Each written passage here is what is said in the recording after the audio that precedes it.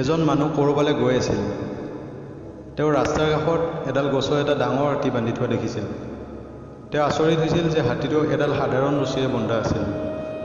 এইটো সঁচা যে হাতীটোৱে অলপ চেষ্টা কৰিলে ৰছীডাল ছিঙি যাব আৰু হাতীটোৱে বন্ধনমুক্ত হৈ ক'ৰবালৈ গুচি যাব পাৰে। কিন্তু হাতীটোৱে ৰছীডাল ছিঙিবলৈ অলপো চেষ্টা কৰা নাছিল। তেওঁ ওচৰত ৰৈ থকা মাছজনক সুধিলে যে হাতীটোৱে কিয় ইমান শান্তিৰে বান্ধনত সোমাই আছে, ৰছীডাল ছিঙিবলৈ চেষ্টা কিয় কৰা নাই।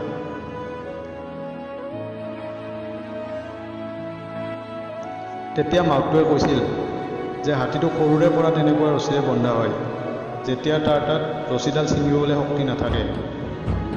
বহুত চেষ্টা কৰাৰ পিছতো যেতিয়া হাতীটোৱে ৰছীডাল ছিঙিব নোৱাৰে, সি লাহে লাহে বিশ্বাস কৰি লয় যে তাৰ তাত ৰছীডাল ছিঙিব পৰা শক্তি নাই, আৰু সেই বিশ্বাসটো সদায় কাৰণে থাকি যায়, যাৰ বাবে হাতীটোৱে ৰছীডাল ছিঙিবলৈ চেষ্টাও নকৰে।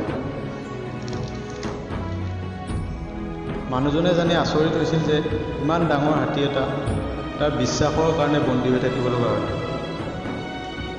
বন্ধু, এই হাতীটোৰ নিচিনাই আমাৰ মাজত কিছুমান মানুহে আগতে পোৱা অসফলতাৰ কাৰণে ভাবি লয় যে তেওঁ সেইটো কাম কেতিয়াও কৰিব নোৱাৰিব। অসফলতা মানুহৰ জীৱনত থাকিবই, কিন্তু চেষ্টাৰ বলত তাক আমি সফল কৰি ল'ব পাৰোঁ। বন্ধু, যদি আপুনিও এনেকুৱা কিবা বান্ধনেৰে বান্ধ খাই আছে, তেনেহ'লে চেষ্টা কৰক, এই বান্ধনি ছিঙিবই। Thanks for watching.